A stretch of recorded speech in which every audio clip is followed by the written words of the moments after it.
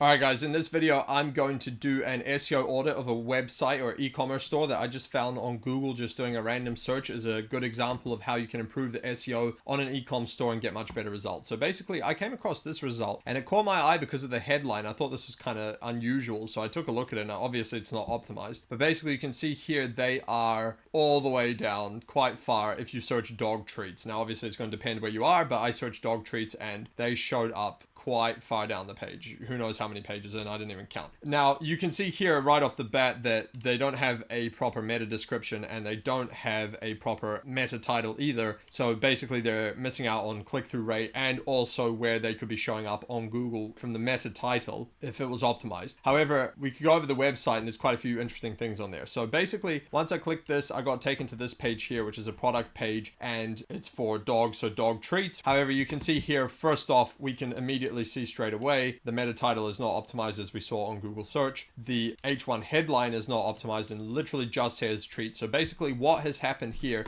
is that Google's had to figure out, based on the URL, maybe the breadcrumbs and hopefully some internal linking, that this is actually a dog treats page, but they're not doing it any favors and not making it easy by telling Google what it is. They're just saying treats. And so straight away they could probably get decent boost in results if they actually just optimize the meta title and the H1 headline to actually say dog treats, and that would probably help bump them up a little bit. However, there's quite a few other things I noticed, so I thought to expand on that. What I did is I took it and I threw it into SEMrush, the whole website as a whole, and just see how they're doing. Now they're getting about 10,000 searches a month overall, at least according to SEMrush's estimate, which is actually quite low given the fact that this store actually sells coffee and food and pet food and some other stuff as well. That's actually not very high. So if we take an example of another website that's ranking further down, we'll go with these guys, bark.co. We take bark.co and we throw it into SEMrush. Basically, you can see here that these guys getting 120,000 searches a month, and that's a pet shop. It's like, pet stuff. It's not even like other things like other food, which is what these guys are selling. So these guys are selling food, pets, treats, coffee. They should be getting a lot more traffic. And I mean, based on what I just showed you before, you can see why their SEO is not optimized. And so that's obviously holding them back a lot. Now, if we take a look at a lot of the keywords they rank for, what's even interesting even more is that the majority of their traffic actually just comes from branded search. So the name Smuckers and Smuckers store, that's where most of the traffic is actually coming from. So basically it's all branded traffic. They're not really getting much else. If we take a look at the keyword list as a whole, you can see that they don't actually rank for that many keywords as keywords that are not branded traffic. So as you can see here, if we take a look at ranked by volume, you can see that some of the highest volume keywords here, they're quite far down, like dog treats, they're number 38 down the list. So I guess that's where I must have found them on Google. You got Jif peanut butter, they rank for that, which is good, but it's on the lower end, and so I'd be willing to bet that that's not properly optimized. And if you go down the list, you can see kitten food as well. They're on page 2. They got some of this other stuff, so you can see that they're not ranking for a lot of keywords, and one of the main reasons why is because their site is not optimized. Now what's interesting is they're actually ranking relatively high for a lot of stuff, and I think the reason why is because the site is so big, and so they will have some authority, but they're not capitalizing on it. And so if they were to optimize these collection pages properly, the H1 tags, the meta titles, things like that, they would probably find they would go up a lot more as well. So if we go to the home page, you can see here that the meta title is not optimized here. Don't know if they even have an H1. We can take a look. Obviously that's not as relevant if you're not trying to rank the home page for anything, but it's clearly a pattern across the whole site. So they do have an H1, which is just that. And then what is good is they've got a bunch of recipes and things, but the problem is that I don't think they're really capitalizing fully on them. So if we go to articles, they've got articles and they've got recipes, and the recipes are all good because that's good content to have on there. But I noticed just going through the articles, like if we scroll down, there's not a whole lot of articles, at least that are apparently obvious. And so they could definitely be utilizing the articles to get a lot more traffic and internal link properly to all these pages, especially if they want to sell more pet stuff, for instance, or let's say coffee. They don't have any mention of coffee here. They could be getting more traffic for those areas as well if they were to build a bit more relevance in those particular niches. Now, the recipes are obviously good. We'll just open one randomly and see if they got any internal links to anything. They have an internal link here to another page. So they got some internal linking, and I did see in some of the articles they had internal linking as well, but some of the keywords weren't exactly great. So for instance, if we take a look at that, that's fine. That links to a product. I'm actually just going to open that. That links to another product. So they do have a bit of internal linking, which is good, but it would be good if they had links to the different category pages as well, which doesn't appear to be the case. So these are perfect chances where they could internal link with the proper keywords and help push some of these pages up as well. What what's actually also interesting that we have is that they have products on the main website and then they've got the shop as well, which could cause a bit of conflict depending on how they've done it. So that's another thing to note too. But these are just a couple of things I wanted to point out because it's always interesting to see an example like this where they are ranking and they've clearly got some decent authority and some decent traction. If you take a look at their website, it's got quite a high domain rating, 28 authority score, which is pretty good. And they've got about 4,000 referring domains. So they're in a decent position here. If they just optimized a lot of their pages and the collections pages and did everything right and did the internal linking, they would probably find they go up for a lot more of these main keywords like I showed you, like dog treats for instance, and then start ranking for those. So hopefully this gives you some ideas of how you can also optimize your website for SEO as well, which is why I wanted to make you this video. If you'd like me to coach you on how to do SEO or Google ads for only $49 a month, go to learndominatemarketing.com. And if you'd like us to do the SEO or Google ads for your website, go to dominatemarketing.io, book a call with us there. Catch you on the next one.